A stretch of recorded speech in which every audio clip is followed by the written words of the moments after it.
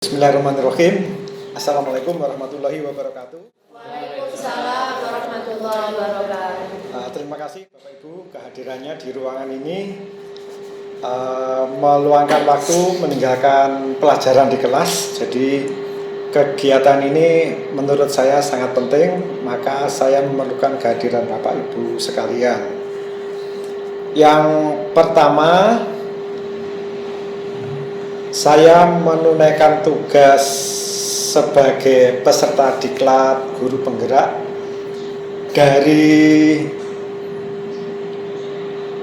rekognisi kepala SMK Pusat Keunggulan 3 tahun berturut-turut, di mana salah satu materi diklatnya itu ada tugas yang saat ini akan kami sampaikan ke Bapak Ibu semua, sehingga pada kesempatan ini saya membuat surat keputusan Kepala SMK Semen Gresik tentang tim pembelajaran sosial emosional PSE SMK Semen Gresik tahun pelajaran 2023-2024. Harapannya kita bisa menerapkan konsep PSE itu, pembelajaran sosial emosional itu, di dalam aktivitas kita di lembaga yang kita cintai ini. Diataskan Mbak. Jadi tim ini mengambil dasar hukum dari kegiatan pramuka karya program peningkatan kompetensi kepemimpinan pembelajaran Kepala SMK PK tanggal 2 Oktober kemarin.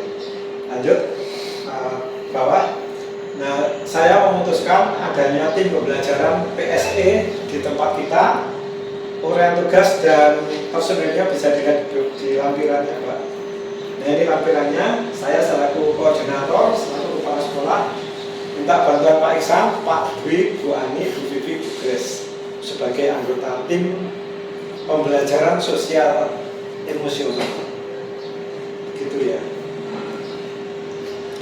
Nah, uraian tugasnya seperti ini. Uraian tugasnya itu seperti ini. Uraian tugas yang pertama, peserta diklat, saya selaku peserta sekaligus sebagai kepala sekolah itu membentuk tim. Timnya sudah saya bentuk melalui SK ini. Uraian tugasnya itu cukup banyak ini. Nanti sudah saya share di WA group, tim PSE yang sudah saya buat. Nah, itu nanti bisa dibaca sendiri-sendiri, tapi nanti saya jelaskan daripada membaca. Nanti kalau ada waktu bisa dibaca di grup itu ya. Nah, di dalam grup itu, di dalam grup WAG tim PSE sekolah kita itu, saya sudah nge-share 5 bahan bacaan apa itu pembelajaran sosial emosional. Bu Ani sudah dibaca, sudah dibuka? Ya, tapi sudah tahu ya, ada 5 bahan bacaan. Itu kalau dibaca dengan detail, saya berharap nanti kalau ada waktu dibaca dengan detail. Tapi saya ingin merangkum, kalau Bapak dan Ibu saat ini belum sempat membacanya, nanti untuk malam mingguan bisa dicoba untuk membaca, tapi ini saya buatkan rangkumannya. Mbak Risa, tolong ditampilkan yang ini, Mbak Risa. Nah, ini rangkuman saya tentang 5 bahan bacaan itu. Itu kalau 5 bahan bacaan itu kalau dibaca ya, kalau dibaca terus menerus ya kira-kira 2,5 jam lah. Kalau dibaca dengan teliti. Makanya ini saya buatkan rangkumannya kira-kira seperti ini. Atasnya bisa dilihat Mbak, ini bisa dilihat yang bawah ini. Ya, dikecilkan lagi supaya kelihatan rumahnya.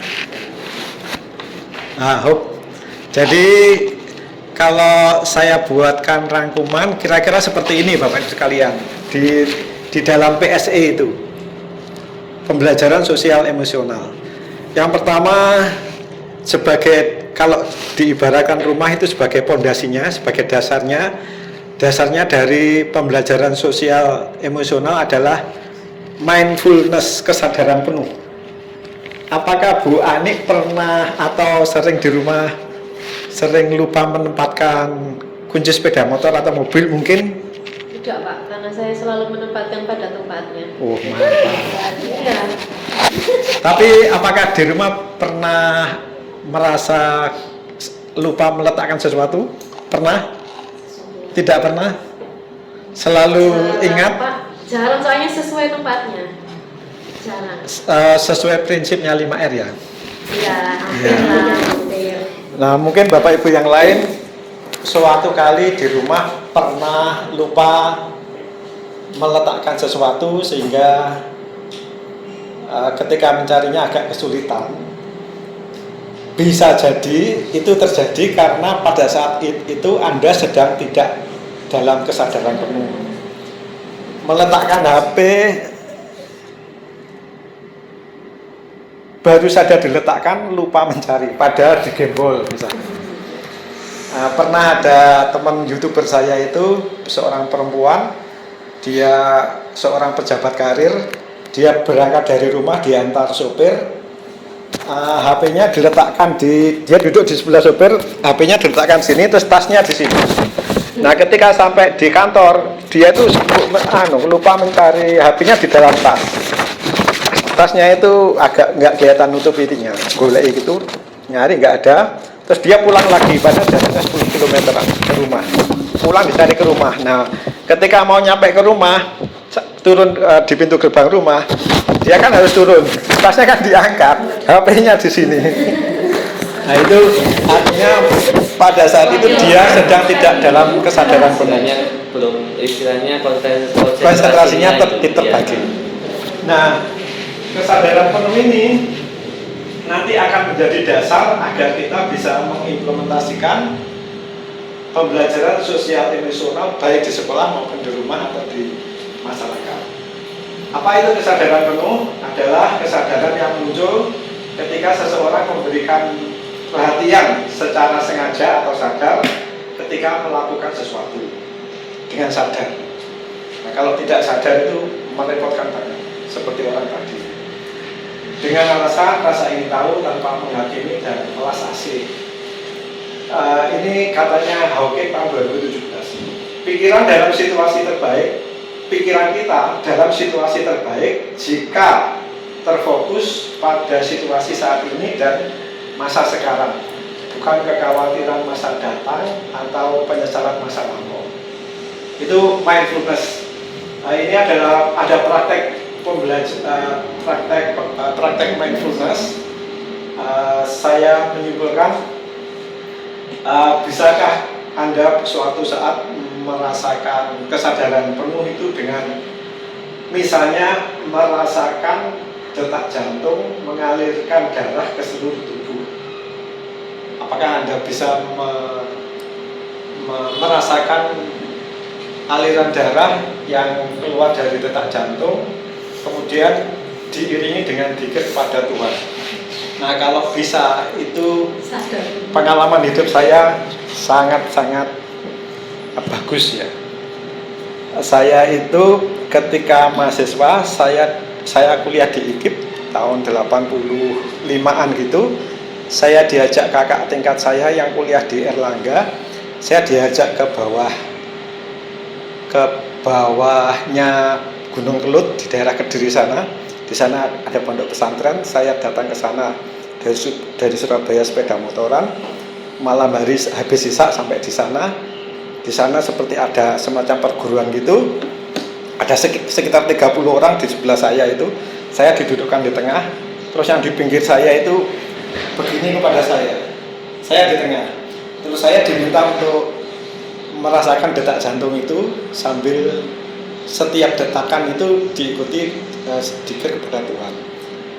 Apakah karena energi dari orang-orang di sebelah saya itu sehingga saya sangat bisa merasakan detak jantung yang keluar dari jantung saya itu, pembuluh darahnya itu.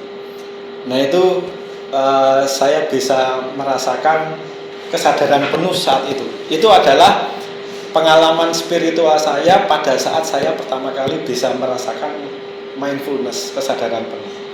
Nah itu bisa dilatih di rumah ketika sepi, itu akan lebih fresh bagi saya. Yang pastinya Pak Ustadz Pak Isan punya pengalaman lebih banyak lagi. Itu kesadaran penuh. Bagaimana kita melatih kesadaran penuh? Ada lagi pelatihan melatih kesadaran penuh itu dengan merasakan aliran udara yang keluar masuk hidung. Begitulah kira-kira. Untuk mindfulness nanti di bahan bacaan itu bisa dibaca. Bisa. Itulah mindfulness ya, sementara seperti itu. Manfaatnya mindfulness, manfaatnya kesadaran penuh itu diantaranya untuk kesejahteraan pribadi kita. Nah dengan adanya, kalau kita sudah bisa merasakan kesadaran penuh itu, kita sudah sadar diri secara sadar penuh mindfulness, maka untuk menerapkan 5 kompetensi sosial emosional untuk pembelajaran itu lebih mudah. Nah, apa itu 5 kompetensi sosial emosional? Yang pertama kesadaran diri. Kita sadar siapa diri kita. Nah, itu di bahan bacaan itu bisa diperdalam di roda emosi klucik, yang membuat klucik. Yang kedua, manajemen diri. Kalau kita sedang marah, kita diajarkan untuk menerapkan teknik stop. S-nya stop, T-nya take a breath, mengambil nafas, O-nya itu mengamati, observe, dan yang P itu proceed, melanjutkan. Jadi ketika kita sedang marah kepada murid, kepada orang di rumah, atau dan sebagainya. Nah, untuk memanajemen diri ada salah satu teknik namanya teknik stop. Paling Bu Ani sama Pak Iksan pasti punya lebih banyak lagi manajemen diri, teknik manajemen diri. Salah satunya stop. Stop itu ketika marah berhenti. Kalau kita sebagai orang beragama kan diminta untuk wudhu, berhenti. Kemudian karena orang Barat tidak punya agama, jadi berhenti terus ambil nafas, take a breath. Kemudian observe, mengamati sekitar dan melanjutkan. Kalau yang ketiga itu kan kesadaran sosial. Kita sebagai homo hominis socius, sebagai makhluk sosial, kita sadar bahwa kita harus bersosial. Apalagi kita ini sebagai makassar kesiswaan. Paling banyak bersentuhan dengan siswa. Mulai pagi sampai malam. Pak, anak saya kan belum pulang. Nah, kemudian ada kompetensi berrelasi. Kompetensi berrelasi itu dirangkum dalam 3C. Clear, confident, dan calm. Kalau kita mau berkomunikasi dengan orang lain, kita diminta untuk clear, jelas ngomongnya, tidak geremeng, confident, percaya diri, dan kalem, tidak gusar-gusar. Dan yang kelima adalah kompetensi pengambilan keputusan yang bertanggung jawab. Itu ada kompetensi menganalisis masalah, kompetensi menganalisis sesuatu, kompetensi menyelesaikan masalah, dan kompetensi mengevaluasi keputusan sebelumnya. Jadi siapapun yang menjadi pimpinan, baik itu pimpinan pembelajaran di kelas atau pimpinan lembaga, untuk mengambil keputusan yang bertanggung jawab itu sebaiknya mempelajari, memahami 4 kompetensi itu. Nah, kalau ini sudah 5 kompetensi sosial emosional ini sudah kita pahami, kita terapkan di pembelajaran kita, maka untungnya adalah, manfaatnya adalah ini sangat mendukung terwujudnya relasi positif dengan orang lain. Ada IQ itu, intelligence quotient itu adalah emosionalnya itu.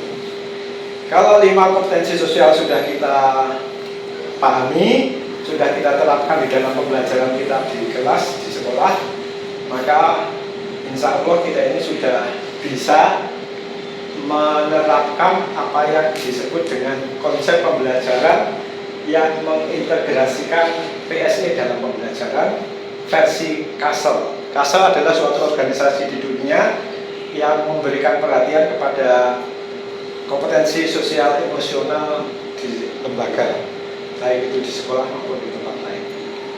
CASEL itu singkatan dari Collaborative for Academic Social and Emotional Learning. Kira-kira begitu Bapak Ibu yang saya hormati. Materi bahan bacaan yang jumlahnya ada 5 itu secara rangkumannya sudah kita pelajari bersama. Terima kasih. Selanjutnya masih ada satu tugas terakhir. Kita akan mendiskusikan bagaimana menurut tim ini, bagaimana menurut kita 5 KSE itu, 5 kompetensi sosial emosional itu kita terapkan di sekolah kita. Mari kita mulai diskusinya. Sekarang kita lanjutkan. Menurut Bapak Ibu, ada indikator-indikator ini, ada berapa ini Mbak? 1, 2, 3, 4, 5. Nah, 5 indikator itu, 5 kompetensi tadi, bagaimana kita mengimplementasi di tempat kita, di kelas pada saat pembelajaran, atau ketika kita berinteraksi dengan Bapak Ibu guru, atau seperti apa. Penerapan kompetensi sosial emosional berbasis kesadaran penuh dalam keseharian.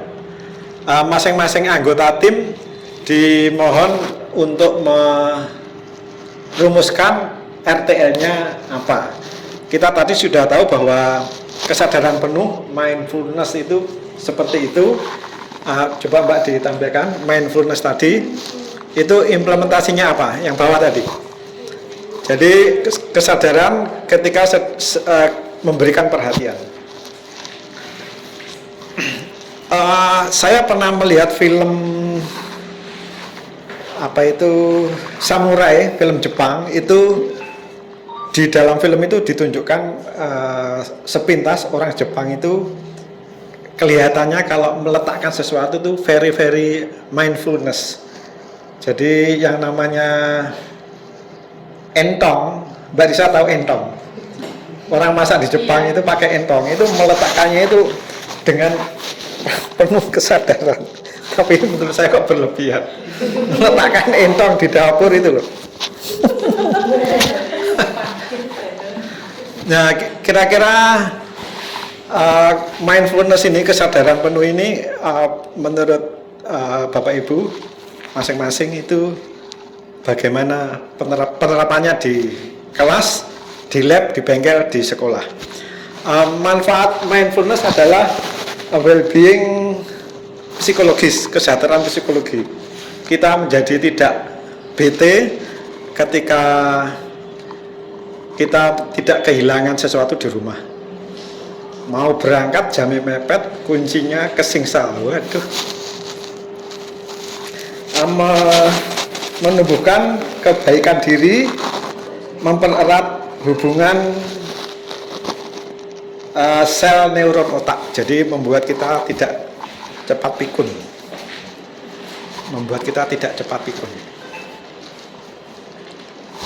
Itulah kira-kira. Kembali ke format tadi Mbak. Menurut Bapak Ibu, bagaimana penerapan kesadaran penuh ini dalam keseharian di rumah, di sekolah? Saya mulai dari Bu Gresi. Saya belum nyambung.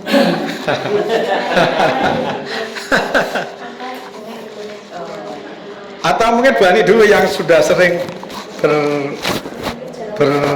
ini dengan masalah ini, mindfulness ini. Nomor 1 misalnya Bu Ani, pengalaman di rumah kan tidak pernah kesingsal, tidak pernah tadi yang disampaikan tadi. Apa? Iya Pak, saya di rumah itu selalu menempatkan pada tempatnya apa kayak gitu. Ya, jadi selalu menempatkan sesuatu, selalu menempatkan sesuatu pada tempatnya. kunci, terus kayak misalnya dompet, HP.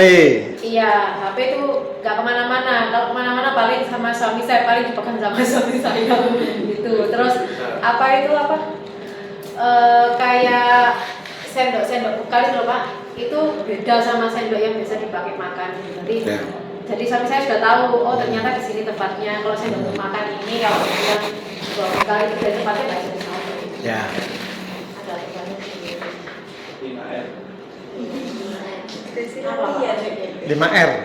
Iya, ya kurang lebih seperti itu. Iya. Ya, 5R. Tapi saya kira tidak cukup ditempatkan, Pak. Mungkin fokus ya. Ah, fokus ya. Fokus ya. Selalu Saya fokus. mengalami sendiri kemarin dari Sabtu itu kan kami ya bawa Madiun? kunci, ya. Madiun? Bawa kunci, tapi fokus saya itu manggil Grab. Jadi datang akhirnya kunci nggak bawa, akhirnya pulang nggak bisa bawa sepeda, kunci nggak bawa. Jadi fokus mungkin ya, apa yang menjadi prioritas yang kita lakukan itu harus menjadi prioritas di pikiran kita. Selalu fokus setiap melakukan kegiatan. Seperti gini, di mana kacamata saya? Kayak gitulah, kan karena nggak fokus. Coba tuh.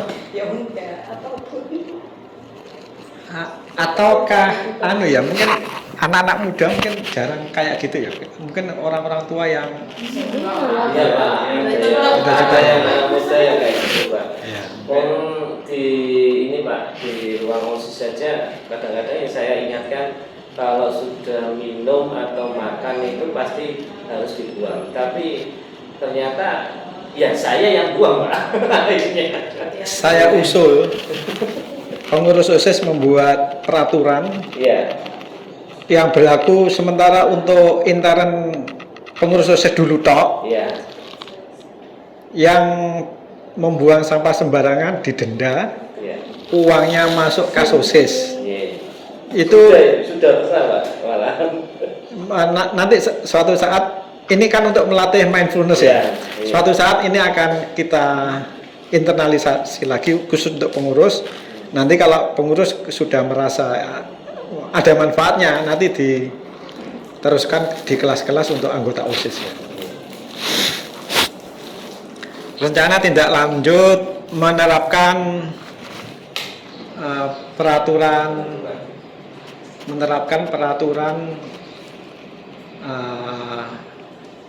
apa sih istilahnya, ketertiban dan lain-lain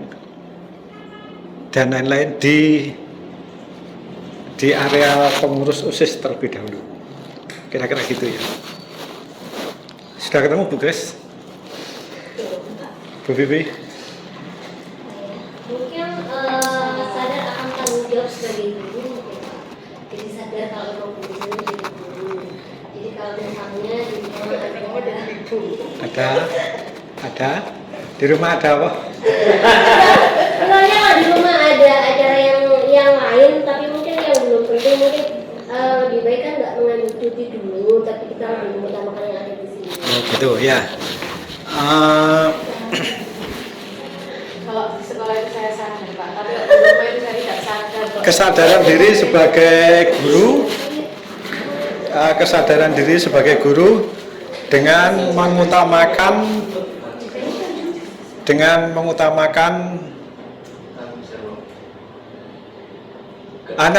kesadaran diri sebagai guru dengan menghindari CI, conflict of interest. Conflict of interest. Jadi sama-sama pentingnya bagi saya selaku kepala sekolah, kita menghadiri undangan teman mantenan itu adalah tugas dinas. Itu menurut saya. Mungkin kepala sekolah lain tidak sama dengan saya. Karena itu tugas dinas, maka teman-teman yang tidak hadir di Madiun mestinya tetap ngantor di sini sampai 3:30 gitu. Karena itu tugas dinas. Madiun kan libur Pak, Sabtu. Enggak, kemarin yang ke Sidoarjo. Heeh. Saya sampai setengah 4. Ya, ya menurut saya gitu. Jadi menghindari konflik of interest, kepentingan pribadi, saya menganggap semuanya penting. Keperluan keluarga, keperluan sekolah itu penting. Sama-sama pentingnya. Jadi saya tidak bisa menganggap di sekolah lebih penting, tapi sama-sama pentingnya, makanya diatur.